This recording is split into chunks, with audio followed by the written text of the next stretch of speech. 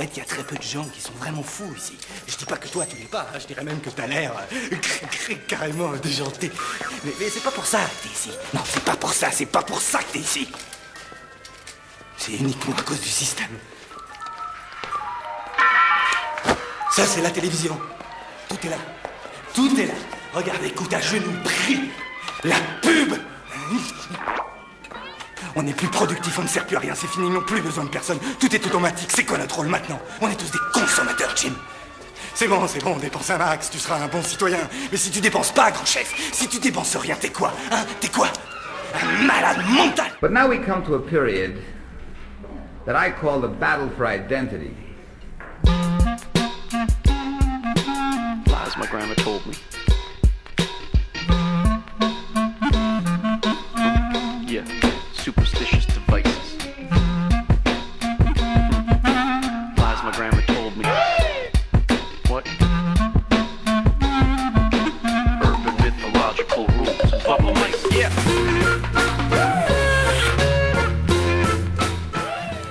Salut les kids et bienvenue dans En attendant Godard, saison 10, épisode 36. Petite citation pour commencer. Il a un vocabulaire assez réduit. Il dit beaucoup un paquet, par exemple, à la place de dire beaucoup. On faisait une tournée une fois au Canada et on survolait les Grands Lacs. Il regarde par le hublot et nous dit « Eh les mecs, regardez, un gros paquet d'eau ». Je pense que ça résume assez bien Terry. Graham Chapman à propos de Terry Gilliam.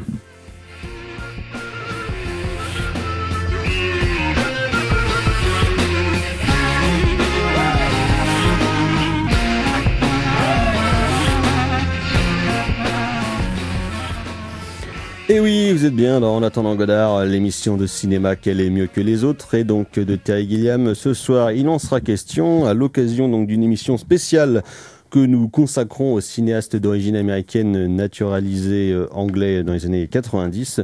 Donc la semaine dernière, nous avions parlé assez largement de son dernier opus en date, L'homme qui tua Don Quichotte, son film arlésienne après 25-30 ans dans les tuyaux, qui était enfin sorti après des rebondissements rocambolesques jusqu'au moment de la sortie et de la présentation à Cannes le 19 mai dernier. Pour la clôture. Pour la clôture du festival, effectivement, c'était un peu un festival de festival pour finir. Et donc nous allons revenir sur la carrière qui maintenant a plus de 50 ans de carrière donc de Terry Gilliam, à la fois son parcours dans les Monty Python, son parcours en tant que caricaturiste et enfin son parcours en tant que cinéaste à la filmographie d'une quinzaine de films déjà. Et pour parler de ce jeu programme autour de cette table, nous avons Air Force One. Bonsoir Erwan. Bonsoir Thomas. Il y a Thibaut. Bonsoir Thibaut. Salut à tous. Carla n'est pas des nôtres malheureusement car elle est bloquée chez elle par une malheureuse sinusite, mais pour lui rendre hommage, donc Thibaut a mis son plus beau maillot de foot, son maillot rose de l'équipe de Palerme. Oui, big up Carla. À la mise en son de cette émission, bien évidemment, il y a Gal. Bonsoir Gal. Bonsoir. Nous avons un intérimaire invité de marque, un des intérimaires réguliers de cette émission, donc le docteur Erwan, qui normalement devrait être des nôtres, mais bon, Erwan ayant une fâcheuse tendance à toujours être à la bourre, nous l'attendons, nous espérons qu'il va arriver sous peu, puisque donc le docteur Erwan, en sa qualité de docteur en cinéma, avait consacré il y a maintenant 5 ans, je crois, en tout cas, il avait soutenu il y a 5 ans, sous la direction collégiale de Gilles-Monique Arène 2 et de François Thomas à Paris 3. François Thomas, c'est vrai. Une thèse consacrée justement au cinéma de Terry Gilliam, et donc c'est un peu son cinéaste de prédilection, voilà. C'est dire que c'est un cinéaste qu'il connaît dans les coins. Donc nous l'attendons vraiment parce que ça sera un peu notre expert sur la question. Et bon, néanmoins, nous allons quand même embrayer, mais rapidement sur une petite, sur des news locales. Jeudi 14, donc ce n'est pas seulement le début de la Coupe du Monde de football, hein, bien sûr, qui est un événement qu'on attend tous ici, mais aussi donc à l'Arvor, le dernier rendez-vous de Clair Obscur, justement, qui propose un film en avant-première, un film qui était à Cannes, Dogman de Matteo Garrone, donc il sortira chez nous, je sais plus si c'est à la fin du mois ou si c'est à la rentrée. En tout cas, donc une avant-première dans le cadre des derniers rendez-vous de Clair Obscur à l'Arvor à 20h15, 20h30. Et toujours à l'Arvor, mais plus tard, donc ça sera le 1er juillet dans le cadre du film de dimanche que nous avons le grand plaisir de proposer, nous, en attendant Godard, avec les copains du cinéma est mort, donc des rendez-vous qu'on va rendre réguliers sur les films du dimanche, justement. Donc ça sera Les Dents de la Mer, Jaws de Steven Spielberg, que vous aurez le bonheur, la joie et le grand plaisir de redécouvrir sur grand écran, donc le dimanche 1er juillet. Donc nous présenterons tout ça à 21h15. À 21h15, voilà, avec les copains du cinéma est mort. On va embrayer tout de suite, on va dire. Donc, essayons, malgré l'absence d'Erwan, qui va se faire sévèrement remonter les bretelles si un jour il réapparaît sous nos radars. Donc, Terry Gilliam, on en a parlé un petit peu la semaine dernière déjà, enfin notamment de L'homme qui tuait Don Quichotte. On avait essayé un peu de commencer un petit peu à essayer de déblayer son cinéma. Alors, donc, Terry Gilliam est auteur d'une quinzaine de longs métrages pour le cinéma et de quelques petits trucs pour la télé, notamment avec ses copains des Monty Python, mais on va y revenir. Donc, je disais tout à l'heure, c'est un cinéaste d'origine américaine. C'est le seul, d'ailleurs, de la bande des Monty Python qui soit originaire, des États-Unis, puisqu'il est né en 1940 dans l'État du Minnesota.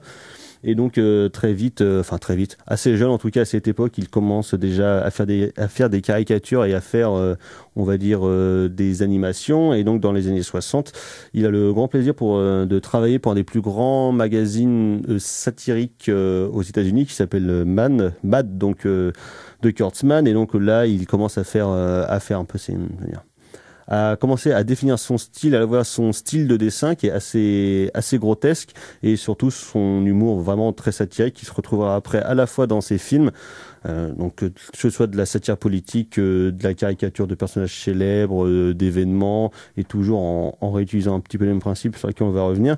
Plus tard, il part en Angleterre où il travaille pour le magazine, enfin il part en Europe tout simplement où il travaille pour le magazine Help, où pareil il est caricaturiste et il fait quelques BD pour le magazine Pilote, donc de Charrier et Goscinny, où là notamment il fait la rencontre avec je ne sais pas s'il l'a rencontré d'ailleurs, mais avec l'univers visuel en tout cas de Marcel Gottlieb, donc un des plus grands dessinateurs de BD de tous les temps, tout simplement. Je pense à un génie comique absolu et qui marquera très fortement le jeune Terry Gilliam. Et Marcel Gottlieb plus tard lui-même dira avoir été très fortement impressionné par le travail de Gilliam, que ce soit en caricature avec les Monty Python bien évidemment, mais surtout au cinéma. Donc cinéaste américain en Europe et qui en tout cas quitte les États-Unis car l'humour et l'esprit commercial américain ne lui sied pas trop, et donc il finit par tomber en Angleterre où il commence à travailler avec des gens qu'il ne connaît pas, justement, qui formeront plus tard la future bande des Monty Python, donc c'est-à-dire...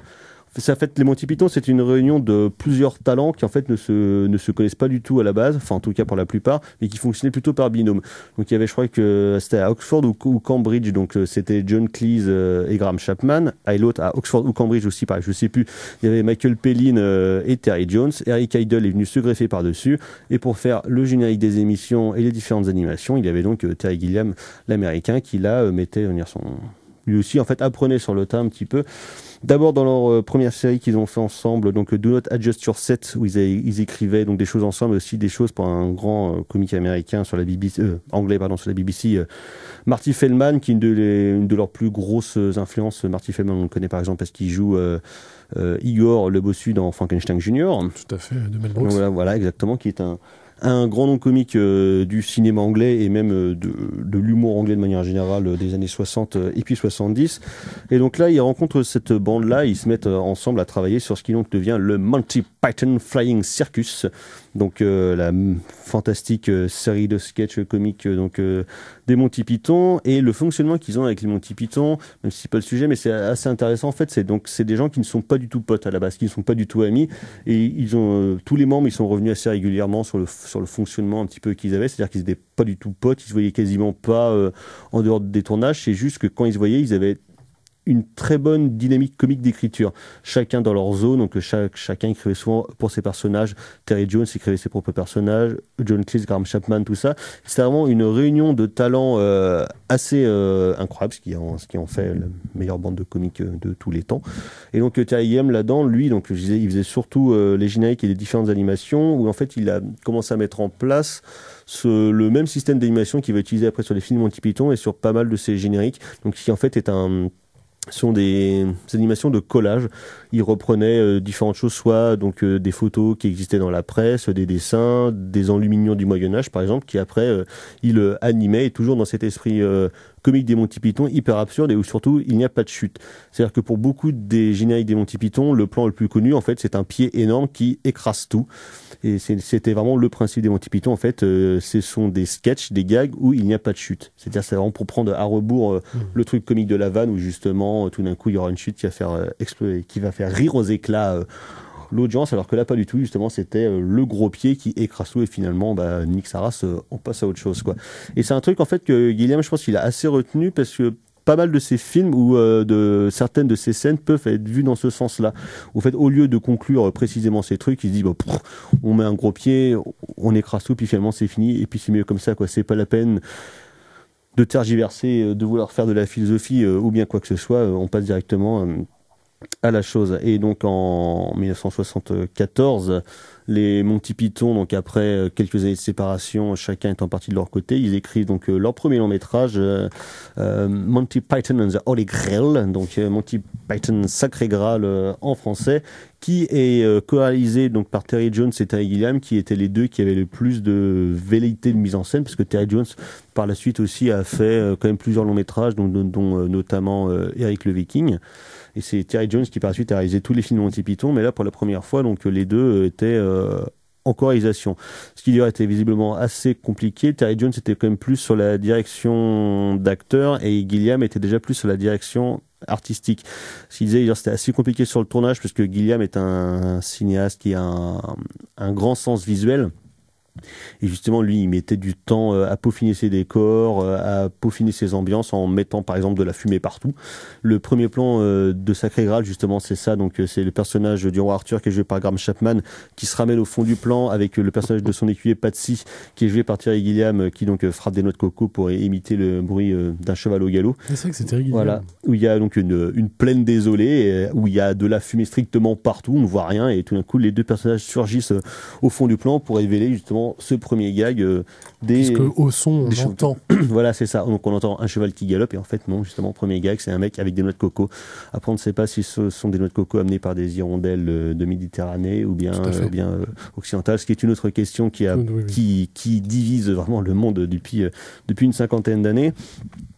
Et donc c'est vrai que c'est là-dessus que donc Gilliam fait ses premières armes, et notamment où c'est vrai que ceux qui écrivaient le plus les films, c'était tout le reste de la bande, et Gilliam lui était vraiment beaucoup plus concentré sur les gags visuels, à la fois sur les différentes enluminures qui ponctuent le film en chapitres, en sketch en fait, un petit peu comme il faisait à la télévision dans le Flying Circus, alors que là justement donc Gilliam s'occupait de tout ça, de toutes ces différentes animations, et c'est pour ça qu'il se sentait aussi un petit peu à part en fait. Il était un peu moins dans l'équipe de travail de manière générale, parce que lui il était beaucoup plus occupé dans son studio à travailler sur ces différentes animations, sur comment les mettre en scène, sur comment les réaliser, ce qui fait qu'il pouvait peut-être parfois être vu un petit peu à part, même si lui aussi il jouait dans les sketchs, mais il avait beaucoup moins de rôle parlant, parce qu'il est à la fois un moins bon comédien, il a peut-être un moins bon timing comique que des mecs comme John Cleese ou bien Graham Chapman, qui sont absolument prodigieux dans tous leurs sketchs de Monty Python. En tout cas, il a une personnalité d'acteur qui est beaucoup moins forte que le reste de la bande.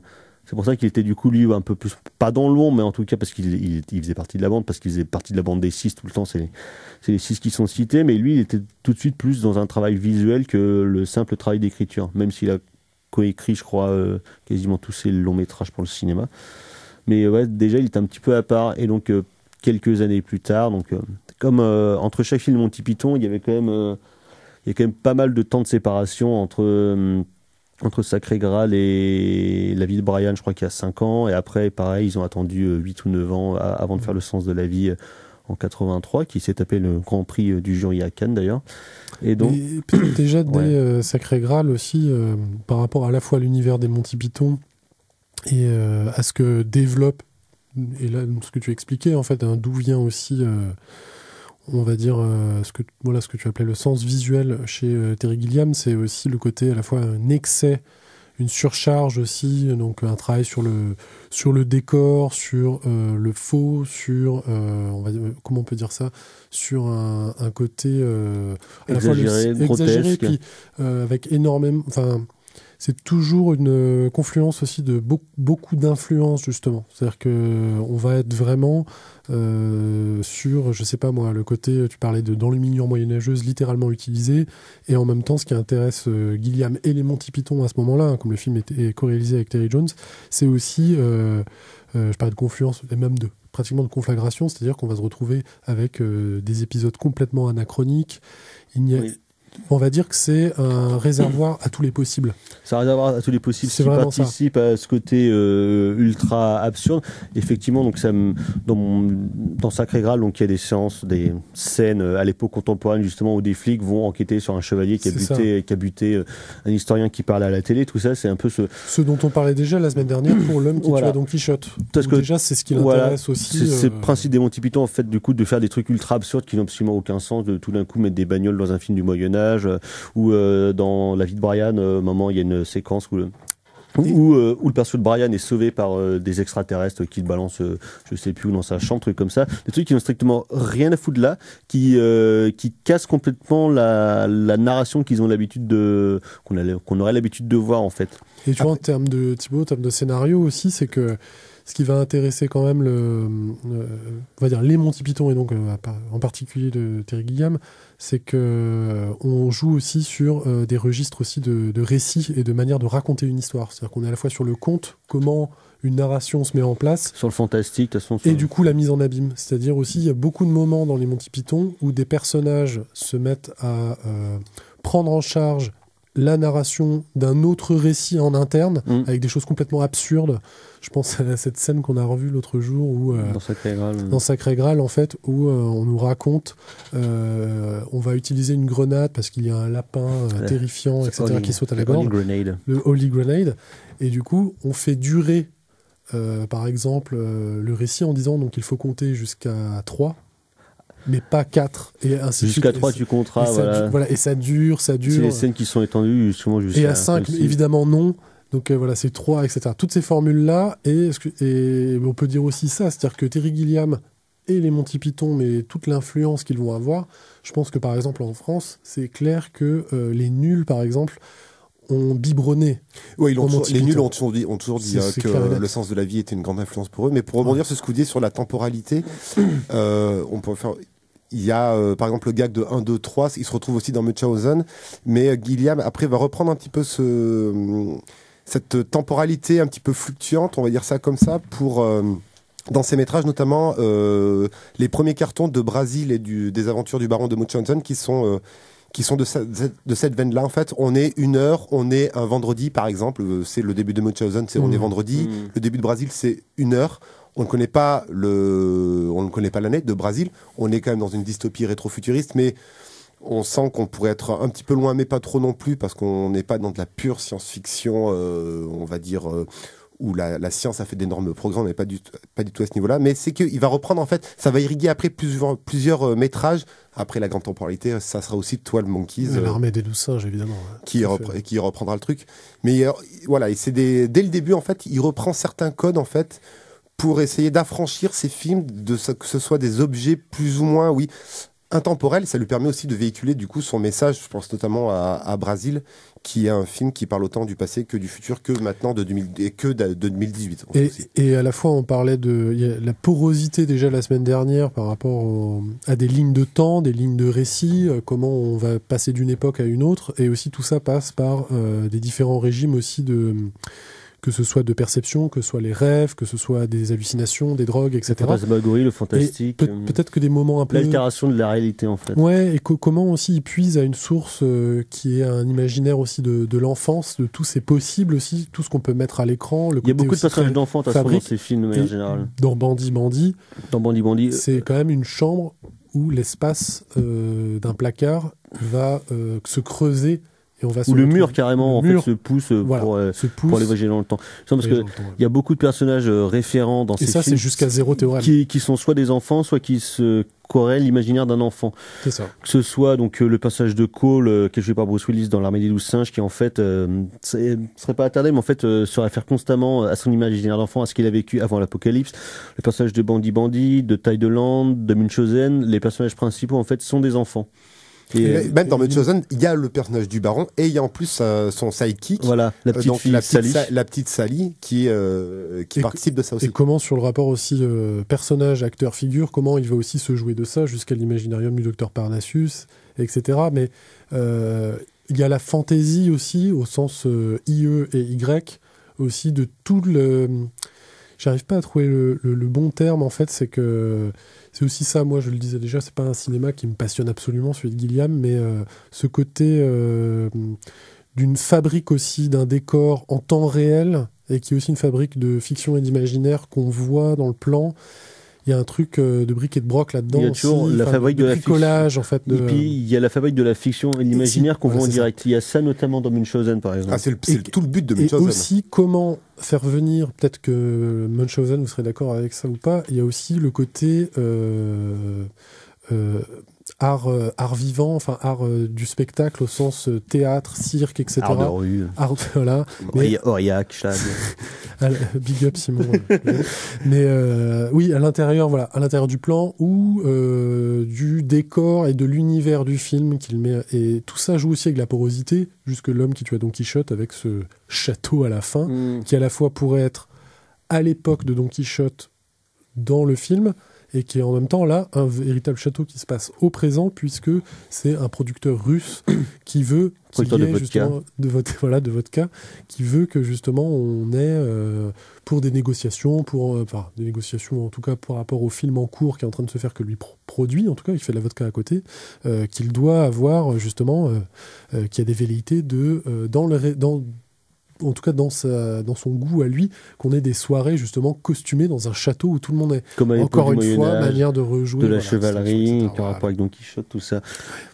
Et c'est vrai que de toute façon, dès ses films avec les Monty Python et dès son premier long métrage en 77 en solo qui s'appelle Jabberwocky, qui, comme tu le rappelais, l'importance du conte, l'importance de l'imaginaire enfantin dans son cinéma, plonge directement là-dedans. Il était une fois. Voilà, c'est ça, qui en fait est aussi un genre de film fait de briques et de broc qui pourrait être pris dans les légendes arthuriennes, dans les romans de Walter Scott, dans les films d'aventure des années 40, 50, où il y avait aussi des éléments magiques ou des trucs comme ça qui étaient cinéma assez prégnant à Hollywood, surtout du cinéma, on va dire, de série B, en tout cas de petite production, où il y avait beaucoup de choses dedans et il pioche dedans. Et c'est aussi la coexistence au sein de son univers d'énormément à la fois de références et de choses qu'on pourrait a priori se dire on peut pas mettre ça ensemble. Voilà, sampler assez dissemblable.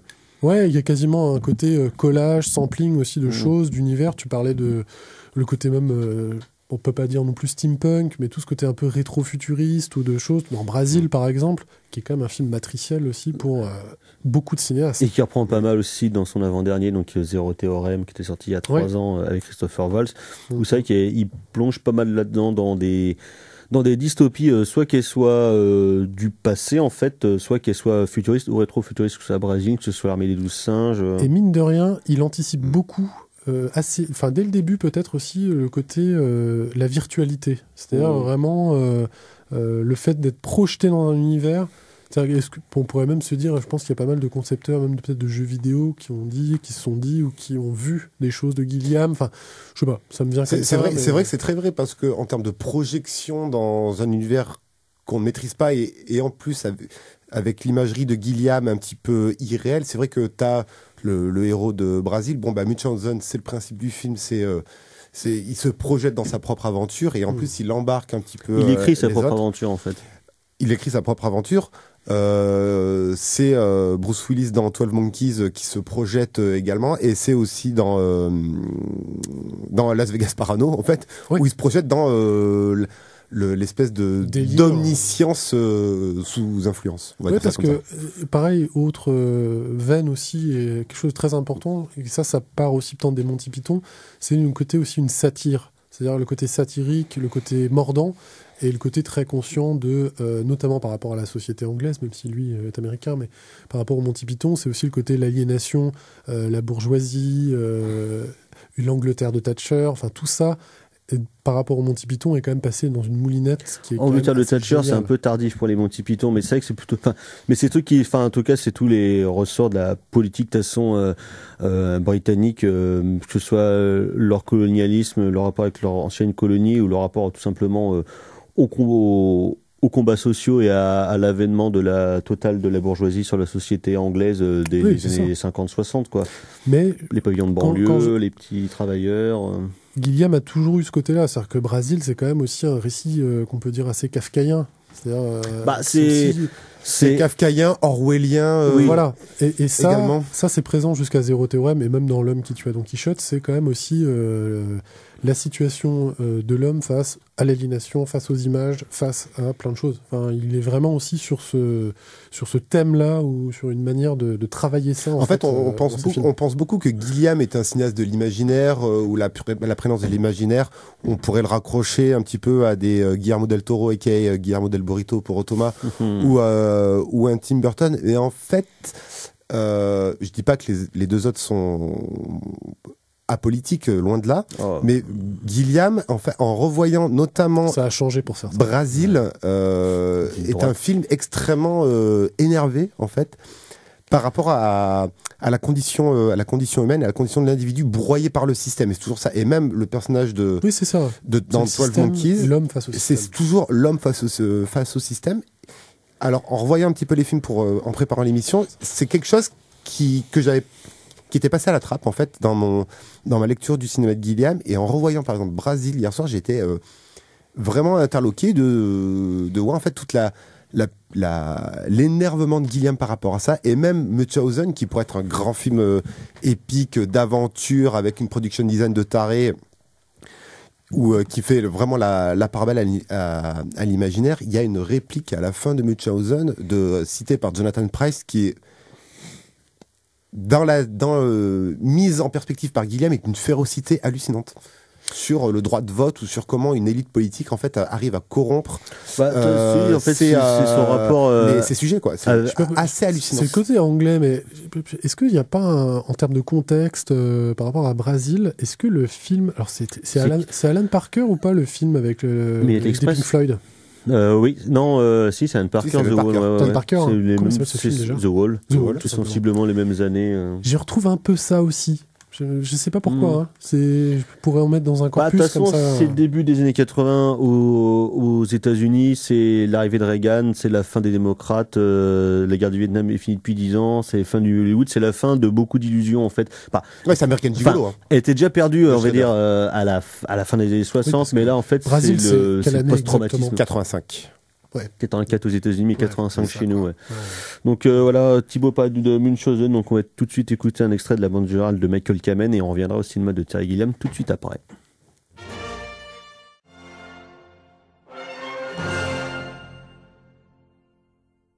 En attendant Godard sur Syllab, et c'était la chanson, le morceau Victory, composé par Michael Kamen pour la bande originale des aventures du baron de Munchausen de Terry Gilliam, sorti en 1988. Donc, on parlait avant, on a déjà évoqué plusieurs fois Munchausen, donc qui est un film important dans la carrière de Gilliam, et surtout dans un peu la vision que les producteurs et le public va avoir de lui. En 84, il avait eu de très nombreux démêlés avec la Universal qui produisait son film Brazil, qui en fait trouvait le film beaucoup trop pessimiste et négatif et ne voulait pas le sortir sous la forme en fait où il a existé.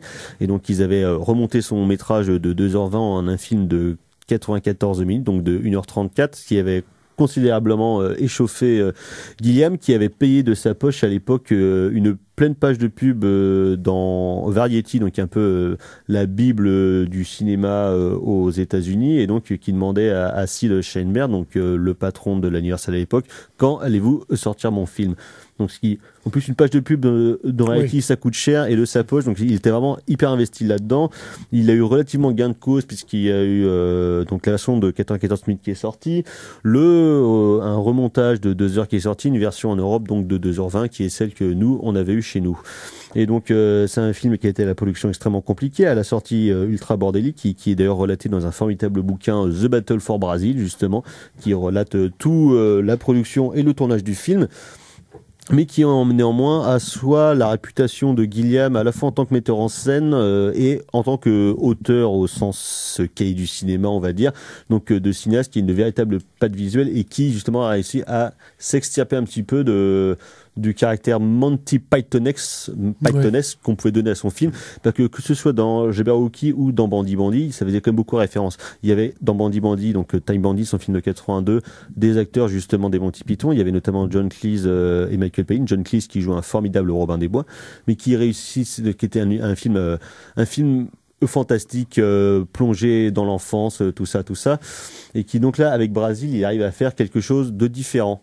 Et donc en 1988, il se lance dans un projet extrêmement ambitieux, donc qui est Munchausen, qui est un roman extrêmement connu de la fin du XVIIIe, je crois, qui notamment est connu pour avoir été illustré par des gravures de Gustave Doré, qui sont l'influence visuelle principale de Gilliam sur le film.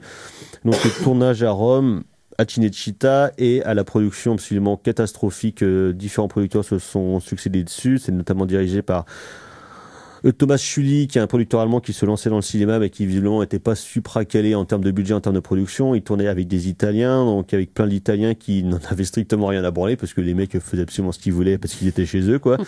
Donc le budget a explosé, et c'est de là le film était un échec énorme pour la Columbia qui produisait le film, et c'est de là qu'est née la réputation en fait de Gilliam d'un cinéaste incontrôlable qui ne tenait pas son budget, et là où il a gagné son surnom de Capitaine Chaos, à la fois parce que donc c'est un bordel, d'après la légende, un bordel monstrueux sur ses films, donc quelqu'un qui ne sait pas tenir ses équipes et qui part dans tous les sens et dans toutes ses idées visuelles possibles et imaginables, et qui donc est absolument irrespectueux des producteurs, tout ça, ce qui a porté beaucoup préjudice dans la suite de sa carrière, justement, quand il a essayé de mettre en branle des projets très ambitieux, et il y en a eu plusieurs, notamment l'adaptation de Bons Présages de Terry Pratchett, sur lequel il a travaillé pendant plusieurs années, Watchmen, que lui, il voulait faire en mini-série, parce que pour faire un film de 2 heures, c'était strictement impossible pour lui de tenir le pari narratif ambitieux de Alan Moore et de O'Neill. Zack Snyder était là. Heureusement qu'il était là. Merci Choupette, quoi. Et donc, c'est vrai que moi, personnellement, je trouve que Munchausen, je trouve son plus beau film, en tout cas, et c'est un film qui effectivement paraît extrêmement bordélique, mais qui résume et qui synthétise en fait toutes les ambitions visuelles et narratives de Gilliam. Oui, c'est ça. Mais c'est ce que Thibaut disait sur l'idée aussi je parlais de récit kafkaïen aussi, ou même tout simplement de prendre un personnage principal, donc un héros, on va dire, et dans son parcours, dans la trajectoire en fait, qui peut être face donc au système et une machine à broyer, etc. Et c'est-à-dire que ce que tu viens de dire, Thomas, c'est qu'en plus, finalement, on retrouve à la fois l'image, surtout à partir de Munchausen, mais après Brazil, d'un Gilliam donc incontrôlable, etc. En lutte contre le système. Et ce qui est fou, c'est que ce qui est du coup, nous, spectateurs, on retrouvera ça forcément par la suite, en ayant eu ça aussi en tête et en connaissant sa réputation, ou pas, mais en connaissant sa réputation. Et donc, ça se retrouve à la fois ces excès, ou alors toutes ces envies, ce bordel, ce chaos, du coup, on le retrouve à la fois véritablement dans les films. C'est aussi ça. C'est ce que je disais la semaine dernière, je parlais de Gilliam, il y avait une citation, il disait qu'en fait, il veut pas contrôler le chaos, il veut apprendre à danser avec lui. C'est ça. Donc, à la fois dans ses méthodes de travail, peut-être, et dans ce que font ses personnages à l'écran, c'est exactement ça, apprendre à danser avec le chaos ce qui fait aussi son organisé amour, du monde. C'est ce qui fait son amour aussi, de montrer des processus et l'idée aussi du mécanisme. C'est vraiment du côté mécano aussi, le côté l'architecture, le côté les rouages. Les rouages. Voilà, il y a vraiment ce truc-là, et ça vient peut-être aussi donc de tout son parcours et de ce qu'il a pu faire avec les Monty Python, puisque c'est clairement aussi là-dedans, on rappelle tous du lapin de Troie. Oui. C'est quand même dans les lapin de Sacré Troie, Graal, Graal, quelque chose. Après, pour rebondir sur ce que tu disais sur l'homme en lutte contre le système, et pour voir un petit peu de quelle manière c'est un miroir de Gilliam lui-même, le devenir de ce que lui voit. C'est ça qui est exceptionnel, parce que si on prend Brazil, donc on est en 84, Brazil, c'est quoi? C'est l'histoire d'un homme qui il se rêve avec des ailes, et qui termine, donc qui veut s'extraire, en fait, qui veut à tout prix rencontrer une femme, et qui va se rendre compte du poids de l'institution et de la bureaucratie. Or, cet homme qui vole, c'est en gros, il reprend un petit peu toute la mythologie d'Icare, et en fait, on se rend compte en fait que ce personnage-là, donc joué par Jonathan Pryce, est Terry Gilliam, le Terry Gilliam en fait qui essaye de monter coûte que coûte Don Quichotte. C'est exactement ça. C'est cet homme qui va ce réalisateur qui va se mettre donc seul contre tous parce que personne veut bosser avec lui, qui va essuyer des refus de studio et compagnie, et qui veut mettre quoi en branle. Donc du coup, et en plus l'histoire de Don Quichotte, enfin le mec qui se bat quand même comme des putains de moulins. Le Don Quichotte était fait pour Terry Gilliam en fait, dans l'absolu. Don Quichotte et Terry Gilliam et Don Quichotte. Mais de voir ça, qu'il pense ou alors je pense qu'il y a beaucoup d'inconscients. Alors je vais pas en faire une psychologie de comptoir, même si j'aime bien les comptoirs, mais dès Brésil, en fait, il se rend compte de son possible devenir à Hollywood. Depuis quand même pas mal de temps, avec ses différents déboires, parce qu'effectivement, il y a une genre de malédiction Gilliam où il s'est tapé des couilles pas possibles à la fois sur les prods de Don Quichotte, sur Dr Parnassus, son acteur principal meurt, tout ça. Ledger, effectivement, il se voit un peu comme victime, il se voit comme vraiment maudit, d'où une certaine aigreur qu'il a pu développer parfois depuis quelques années au fil de ses différentes interviews où il donne toujours l'impression d'être un peu seul contre tous, tu vois. C'est un peu son côté Alejandro Jodorowsky, quoi, par moment, où on peut dire ça va, quoi. Après, tu disais, le producteur de Brésil disait c'est pas possible, c'est trop pessimiste et compagnie. En effet, Brésil est un grand film pessimiste. Effectivement, c'est pas un feel good. C'est pas du tout un feel good, alors qu'on pourrait croire que direct après, il enchaîne avec Munchausen, qui lui parce que dans la fin américaine, en fait, justement, le film s'arrêtait où Sam Laurie part avec la gonzesse, puis il vole dans les cieux et c'est beau, quoi.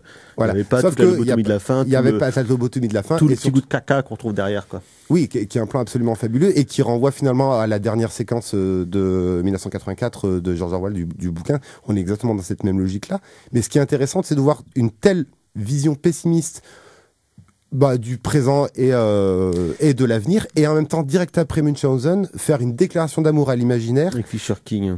Et en même temps, déclaration d'amour à l'imaginaire, et en même temps, où les bons gagnent, tout simplement, où les gentils gagnent. Et deux choses là-dessus, c'est que tu parlais de Jonathan Pryce, et ce qui est aussi donc évident quelque part. Un acteur avec qui il a tourné 3 ou 4 fois, notamment dans Les Frères Grimm et dans Quichotte, Brésil. Juste retour des choses, c'est quand même Jonathan Pryce qui joue donc Don Quichotte dans L'homme qui tua Don Quichotte. C'est-à-dire que aussi finalement de Brésil à le Sam Laurie à Don Quichotte. Mais aussi en termes de, tu en parlais en off là pendant le morceau, mais Thibaut, c'est que à la fois chez Gilliam, il y a une somme, voilà, à la fois de son amour de l'histoire, des arts de manière générale, vraiment des arts plastiques, du cinéma, etc. De la peinture, beaucoup, parce qu'il en fait beaucoup référence dans ses films, notamment dans Munchausen, avec Botticelli. Du comics, de la bande dessinée, de tout ça.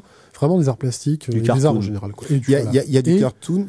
Et du cinéma, je pense aussi que Gilliam est évidemment un immense amateur de burlesque, qu'il vienne de Keaton, de Chaplin, jusqu'à Jacques Tati. Pensez à Playtime, tu disais. En fait, alors, du slapstick aussi. Alors, en plus, l'influence de Tati dans Brésil, en fait, elle est double. Elle est autant dans ce comique de la masse, et en même temps dans cette représentation du pouvoir qui aliène l'individu. Et c'est en fait, le Chaplin des temps modernes. Et c'est le Chaplin des temps modernes. Je pense également que c'est un grand fan de Méliès par rapport à Munchausen. Voilà, pour le coup. Oui, c'est même, c'est peut-être une des. Après, là où mais Tati dans Brésil, Tati c'est très flagrant. C'est cité au plan près. Hein. Ouais, mais par contre, c'est pas du tout le même genre de mise en scène, parce que ce qui caractérise quand même assez la mise en scène de Gilliam, et ce qui est souvent été dit, c'est ça, un côté assez hystérique. C'est-à-dire qu'il y a quand même beaucoup de débulage, donc, où la caméra est penchée. C'est ultra courte focale, 14 mm, Brésil. Ouais, c'est focale préférée. L'amour de la courte focale. Mais d'un autre côté, qui justement, en fait, donne une profondeur de champ énorme, et qui déforme les visages, et qui est justement le côté qu'il veut donner à beaucoup de ses personnages. Ce qui parfois va jusqu'à l'éreintement, notamment dans Taille de Land, son film de 2004 qui suivait la production catastrophique des frères Grimm qu'il avait donc tourné pour les frères Weinstein, où les mecs lui avaient pété les couilles, mais apparemment, mais comme jamais. Et donc du coup, il s'est détendu en faisant une petite récréation, en balançant tout ce qu'il avait sur le cœur, et qu'il a effectivement allé au bout de la logique de mise en scène de Gilliam. Toute proportion gardée, c'est un peu comme ce qu'avait fait Tony Scott quand il fait Domino. C'est-à-dire que là, il mettait tous les potards à 11, quoi. Ouais, c'est ça. C'est-à-dire que tous les trucs qui étaient énervants dans son cinéma, là, étaient décuplés. Que ce soit dans des personnages qui sont vraiment excessifs, une mise en scène qui en faisait des caisses et des caisses, et une certaine, justement, une hargne vraiment violente dans son cinéma. Moi, il y a Fritz Lang aussi dans Brésil, on peut parler aussi de Metropolis. Oui, c'est tout évidemment à fait. Fritz Lang. Moi, ce que je vois aussi, on parlait peut-être, c'est toujours un peu une tarte à la crème, la question de l'héritage, mais par exemple, sur la carte du cinéma aujourd'hui, qui pourrait avoir repris un minimum un flambeau, peut-être, ou en tout cas... Dupontel, parce que Dupontel en parle souvent, et il est beaucoup dans les bonus des films. Moi, j'en vois un autre, c'est-à-dire dans sa capacité à être aussi un plasticien et à déborder d'énergie aussi à l'intérieur des films, en tout cas, c'est peut-être Michel Gondry. C'est-à-dire qu'il y a du Gilliam chez Gondry. Le côté artificiel, fabrique visible, dans La Science des rêves notamment. La Science des rêves. L'écume des jours. L'écume des jours aussi. Après, dans le pouvoir, en fait, entre la dualité entre réalité et fiction, enfin réalité et imaginaire, moi, il me semble qu'il y a Guillermo del Toro qui se pose... peut-être moins foutraque, tu vois. Ouais, alors moins foutraque, mais juste en termes de thématique sur la puissance de l'imaginaire. Parce que si on reprend, par exemple, rien que le dispositif de Munchausen, c'est le baron de Munchausen qui va sur les planches d'un théâtre pour raconter sa version de l'histoire. C'est ça, c'est une vraie déclaration à l'imaginaire. Et il me semble que Del Toro propose cette déclaration d'amour également. Mais chez Del Toro, je trouve ça un peu plus démonstratif, en fait, directement visible, moins ludique, en fait. Chez Del Toro, c'est extrêmement didactique. Exactement là-dessus, c'est-à-dire que dans des classifications, des catégories par exemple, comment aussi les films de ces cinéastes et donc du cinéma par rapport aux images, c'est que et à cette histoire d'influence, c'est que Gilliam est, à mon sens, est pas c'est pas un cinéaste postmoderne. C'est-à-dire que toutes ces références, etc., elles sont à la fois extrêmement visibles et il s'en sert, mais c'est aussi pour autre chose, au service de son propre récit, en fait, d'une c'est pas gratuit, c'est pas de la référence, c'est pas du patchwork. Ouais, c'est pas un clin d'œil où on va devoir retrouver la référence parce qu'elles sont à la fois extrêmement apparentes et en fait, on voit son travail sur la représentation. On voit ça. C'est ça, tout passe par la focale. Hein, donc en fait, c'est aussi énormément un cinéaste qui travaille sur l'idée de coulisses et de hors-champ, mais présent. Enfin, je veux dire, ça... C'est ce côté aussi forain, en fait, du cinéma, du coup. Attractionnel, du coup. Et qui est pas, par rapport à l'époque dans laquelle Gilliam fait du cinéma, surtout les années 80, concrètement... C'est un cinéma des premiers temps en retard, c'est ça? Oui, si on veut. Oui, mais il y a un côté quand même très primitif, quoi. Il y a un peu de ça, mais c'est aussi un film qu'il a réussi à mettre dans ses films les plus friqués des années 90. Je pense notamment à 12 Monkeys, donc L'armée des 12 singes, qui est une commande, qui est un des rares scénarios qu'il n'a pas écrit, parce que c'est écrit par David Webb Peoples, scénariste de Blade Runner et de Seven, si je dis pas de bêtises, et de Impitoyable.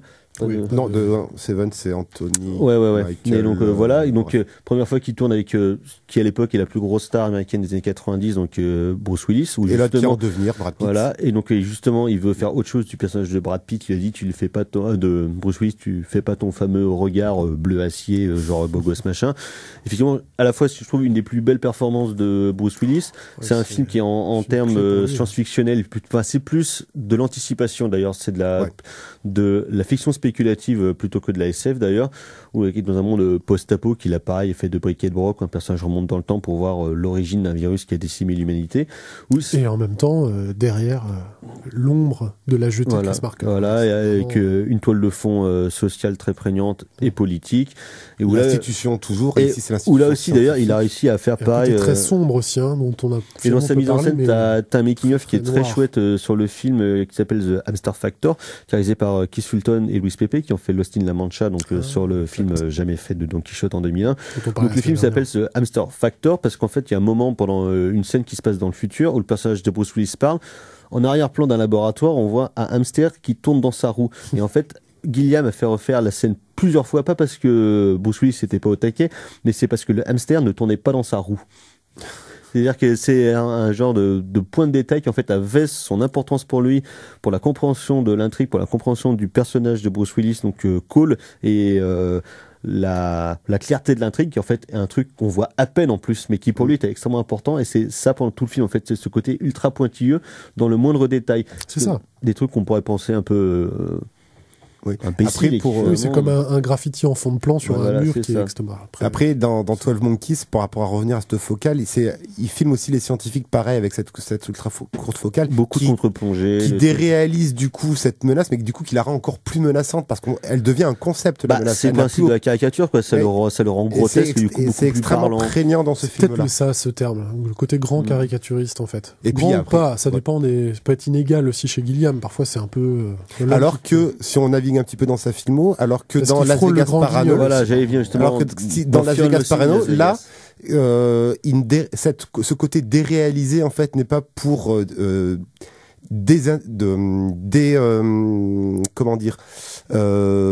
ne pas rendre existence à l'institution, c'est juste que là il est dans un trip, il pousse les potards à 2000 parce que qu'est-ce que c'est le bouquin ? Parce que les personnages parce qu'il faut qu'il adapte un bouquin où quand tu lis le bouquin à la fin t'es défoncé. Ouais, en fait, c'est basé sur un reportage moitié bidonné de Hunter S. Thompson en 1971, donc où il avait traité à la fois une course de moto dans le désert et après des conventions contre la drogue à Las Vegas, où donc Hunter S. Thompson, qui à l'époque était journaliste pour Rolling Stone Magazine, donc créateur du journalisme gonzo, une notion compliquée sur laquelle on pourra revenir, mais donc où le personnage se mettait lui-même en scène dans ses propres reportages, et effectivement à l'époque il était camé jusqu'à l'os, parce qu'il était, on va dire, assez curieux et très polyvalent, Hunter S. Thompson, donc il prenait à peu près tout ce qui lui passait sous la main ou bien sous le pif. Et c'est un roman, en tout cas un reportage qui a quand même beaucoup d'influence sur la littérature américaine et sur le journalisme américain de manière générale. Hunter Thompson et puis Tom Wolfe à la même époque, qui lui lance Grover Lewis. Voilà, qui lance le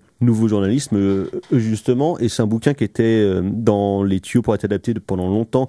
À un moment c'était Alex Cox, le réalisateur de Repo Man et de Sid and Nancy. Voilà, et de Sid and Nancy, qui devait le faire, sauf que Hunter S. Thompson le trouvait absolument abominable ce qu'il avait écrit, notamment pour une scène centrale en fait, qui est peut-être une des plus belles choses qu'a écrit Hunter S. Thompson, qui se trouve au milieu du roman et au milieu du film, où le personnage écrit justement sur la fin du rêve américain, sur la fin des illusions, sur la question de la guerre du Vietnam qui en 71 n'était pas encore finie, tout ça qui est quelque chose de vraiment important pour Hunter S. Thompson, et que Gilliam justement a réussi à retranscrire par sa mise en scène, donc en filmant le personnage de Raoul Duke, qui est joué par Johnny Depp devant sa machine à écrire, monté sur des images d'archives, soit de manifestations, de la guerre du Vietnam, de surf, de tout l'imaginaire populaire américain de la fin des années 60 justement, et qui a réussi à mêler avec le discours du personnage de Hunter S. Thompson. C'est un grand écart, ça, de la part de Gilliam, de proposer la fin des illusions, sachant que son cinéma ne se nourrit que de ça et que ses personnages ne se nourrissent que de ça. Mais il n'est pas dupe. Ici, il n'est pas dupe en fait. Ouais, Gilliam n'est pas un cinéaste naïf en fait. Non, c'est ça. Alors autant ces films peuvent être très beaux comme Munchausen où les gentils gagnent à la fin et c'est superbe. Ce côté pompier, etc. Mais pas du tout. Et en fait, Las Vegas Parano marque pas une rupture, mais c'est limite il pourrait clôturer sa filmographie. Et qui visuellement est en plus quand même mortel, quoi, parce que pour faire appel au créateur donc des gros lézards qui parsèment le film, c'est comme Rob Bottin, quoi. Donc qui est le créateur de Robocop et des créateurs de The Thing, qui est lui aussi dans le genre malade mental total, se présente là, quoi. Mais tu disais ça sur que le rapport à l'histoire, il est quand même important, et dans l'armée des 12 singes, c'est aussi la fin de l'histoire. Voilà, le H avec un grand H, quoi, clairement. C'est-à-dire que c'est ça, on pourrait se dire aussi qu'il peut délirer avec l'histoire, comme il a pu le faire, s'amuser avec l'histoire. Mais il y a des moments aussi dans la filmographie de Gilliam où l'histoire est il nous rattrape. Et et qu'en même temps, mais c'est un des propos de 12 Monkeys, c'est comment essayer de proposer un futur meilleur, mais et qu'en même temps, la machine est déjà lancée en fait, et du coup c'est la lobotomie de Brésil, ou c'est la prise de drogue de Las Vegas Parano, et c'est 12 Monkeys, enfin c'est l'écriture de 12 Monkeys. Il y a toujours, peut-être juste d'un point de vue visuel, de mise en scène aussi chez Gilliam, c'est que dans Las Vegas Parano, ou dans les autres, c'est aussi ça dans l'Armée des 12 singes, mais dans Las Vegas Parano plus particulièrement, c'est aussi trouver des solutions pour formellement retranscrire la condition physique et mentale des personnages qui donc sont beaucoup sous mescaline pendant le film. Donc comment utiliser la caméra à ses fins, c'est-à-dire le mouvement de caméra, qu'est-ce qu'il doit signifier par rapport à l'hallucination, etc. Là-dessus. C'est peut-être son film. Parce que c'est toujours le côté casse-gueule. C'est quand même son film le plus opératique, le plus découpé aussi, j'ai l'impression, mais qui plonge dans une certaine hystérie, mais qui reste toujours palpable. Mais effectivement, quand on le voit fonce d'art, je trouve que ça fonctionne extrêmement bien. À ce qu'on m'a dit, bien sûr. Mais je trouve que c'est vraiment pour le coup, c'est un des rares films qui a su retranscrire, y compris dans les docs, l'imaginaire en fait de Hunter S. Thompson, parce qu'il y avait un autre film sur Hunter S. Thompson à la fin des années 80 avec Bill Murray qui jouait donc Hunter S. Thompson, qui s'appelle Where the Buffalo Roams, qui en fait parle d'un article d'Hunter S. Thompson qui était Fear and Loathing at the Super Bowl je sais plus, c'est en 82 je crois, Où là, pareil, c'était assez intéressant plus pour Bill Murray, la manière de le loger, plus que pour la progression dramatique et en fait ce que le réal qui était Art Linson pouvait proposer de l'imaginaire justement de Hunter S. Thompson. D'accord. Et après, il y a la dernière partie un peu de sa carrière, parce que moi, il me semble que Las Vegas Parano est une césure en fait dans cette filmographie. Puis après, t'as la Grimm, Thailand, Parnassus, Zéro Théorème et Don Quichotte. Après, moi, j'ai beaucoup de tendresse pour les frères Grimm, même si je sais que c'est un film complètement massacré et que les Weinstein ont fait à peu près toutes les conneries possibles et imaginables dans la production. Mais ça reste quand même un film pour lequel j'ai de la tendresse. Mais en plus, c'est un film intéressant, pareil, sur ce rapport parce qu'il revient en fait au personnage qui en fait bullshit l'imaginaire. Oui. Donc, on a un petit souci technique en direct. Non. C'est des nouvelles de notre camarade Erwan qui avait disparu. Ah, bah il arrive, mais bon, on termine dans 10 minutes, quoi. Donc, ouais. Après, Thaïlande, moi, j'avoue, je l'ai pas vu. Donc, je sais pas trop ce qu'il en est. C'est ce que disait Thomas aussi, on parlait de mise en scène, c'est comment jusqu'à, notamment les deux derniers aussi, Zéro Théorème et puis là, L'homme qui tue Don Quichotte, mais comment tout ça... sur, je dirais, voilà, la forme et ce goût aussi dont on a parlé, c'est aussi des clichés autour de Gilliam, l'hystérie, le côté foutraque, le bordel. Est-ce que c'est aussi peut-être des stéréotypes ou des clichés autour du cinéma de Gilliam qu'il ne faut pas aussi un peu contredire parfois ? Parce que c'est peut-être quelqu'un qui accompagne ou qui suit sur le côté le chaos, oui. Et en même temps, c'est un chaos quand même très organisé, évidemment. C'est-à-dire qu'il n'y a pas un degré, moi j'ai l'impression, ou en tout cas, sans connaître si bien que ça le cinéma de Gilliam, c'est pas un cinéma non plus d'improvisation. C'est-à-dire que c'est un cinéma quand même aussi de techniciens. Quand je dis ça, c'est pas péjoratif, c'est un côté où c'est quelqu'un qui maîtrise véritablement. Il invente des formes, il connaît ses références et compagnie, mais quand on dit le chaos, oui, puis voilà. Comme quoi ce cinéaste est, j'emploie le mot entre guillemets, mais un poil maudit aussi, c'est que par exemple, quand on prend la production et aussi, de Parnassus, quelque part un peu anachronique. C'est aussi ça, c'est aussi ça qui le met peut-être aussi en porte-à-faux, c'est-à-dire qu'une sorte de folie aussi peut-être des grandeurs de ce qu'il veut mettre en place. Et en même temps, retrouver aussi la réalité d'un budget. Sauf que on a aussi cette impression que le cinéma de Gilliam est un cinéma qui ne coûte pas forcément si cher, puisqu'il y a aussi un art pauvre chez lui, du décor. On pourrait croire. Bon, après, je pense quand même. Voilà. En termes de production, il est taré. Mais c'est vrai que ce côté de chaos, même Parnassus, quoi. Enfin, Heath Ledger meurt. Il faut qu'il appelle Johnny Depp, Colin Farrell et. Je ne sais plus le troisième. C'est qui le troisième ? Johnny Depp, Colin Farrell pour Parnassus, mais Jude Law. Ah oui. Mais c'est en fait le chaos, danser avec le chaos lui-même. Donc ces personnages doivent le faire, ses équipes doivent le faire et lui-même doit le faire. C'est absolument prodigieux en fait comment ces films sont des autobiographies en fait de la carrière de Gilliam. C'est prodigieux. Après je me répète, est-ce qu'il en a compte ? C'est ce que disait Carla la semaine dernière quand elle parlait de Don Quichotte, que c'est ultra cathartique en fait.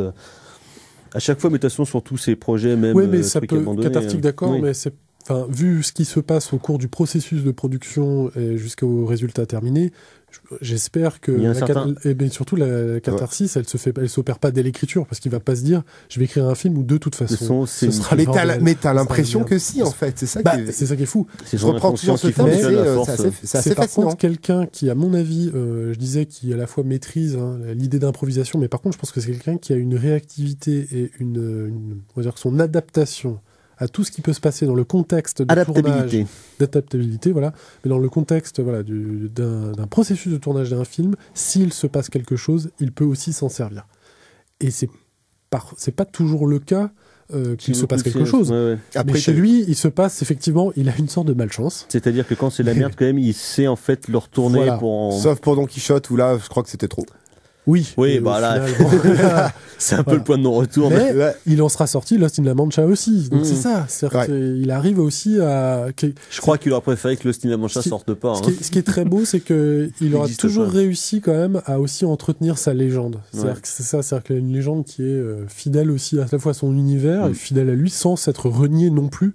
Non, presque à aucun moment. Non, c'est vrai qu'il y a pour le coup. On n'a pas parlé de Fisher King. Je crois qu'il parle aussi. Voilà, de ça. mais tu vois, par exemple, tout à l'heure, Thibaut parlait d'un cinéaste comme Burton, qui lui, pour le coup, s'est totalement renié, qui n'est devenu qu'une parodie de lui-même, justement, qu'une genre de contrefaçon de son propre cinéma et de droite. Système, quoi, enfin, réactionnaire plutôt même que. Oui, en tout cas. C'est un truc qui est assez dur et que, visiblement, en tout cas, vu son dernier film, La Forme de l'eau, Guillermo del Toro, en tout cas, dans celui-là, en fait, entérine sa propre muséification, la propre muséification de son cinéma. J'attends de voir ce qu'il va faire avec Les Montagnes Hallucinées, par exemple, mais en tout cas, Del Burrito semble être sur une pente un peu Tim Burtonienne, quoi. Oui, c'est peut-être un peu facile. Ce que Guillaume, pour le coup, n'a pas eu. C'est vrai que pas aussi simple. Guillaume fait un petit peu, on parlait... Dernier des Mohicans. Non, mais pas Outsider ou Franc-Tireur. Ouais. C'est quoi le mot Maverick, voilà. On a oui, non, on peut pas, faut pas exagérer, effectivement. Non, mais dans ce côté où il se renie pas, en fait. Ah oui. Gilliam, en tout cas. Oui, Gilliam.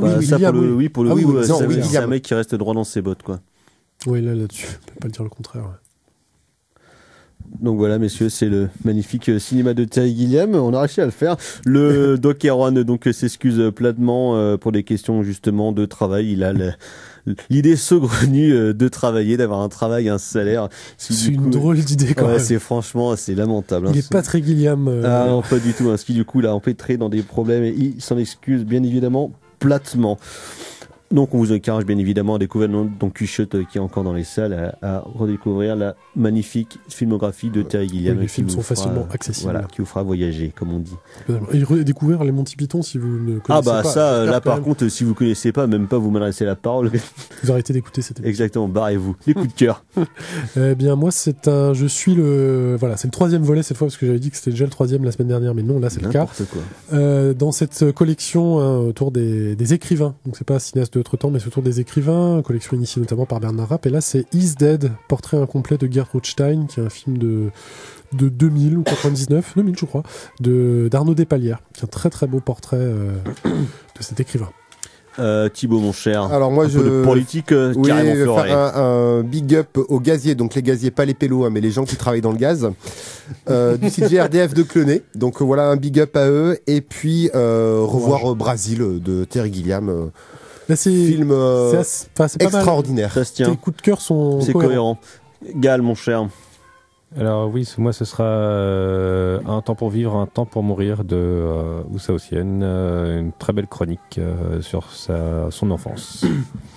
Et moi ce sera un documentaire dont on parlera la semaine prochaine qui est passé récemment sur Arte, Hors champ, la révolution jusqu'à la victoire. Donc documentaire de montage d'archives du cinéma de propagande palestinien entre 1968 et 1982. C'est toujours disponible sur Arte Plus 7, c'est bouleversant, c'est fascinant, c'est terrifiant, c'est magnifique. C'est pour moi déjà une des plus belles choses que j'ai pu découvrir cette année. Mais non, on en reparlera la semaine prochaine. Donc on se retrouve la semaine prochaine, messieurs. Prochaine émission, prochaine édition. Merci d'avoir participé. Ciao, bonsoir. Salut. Bonsoir.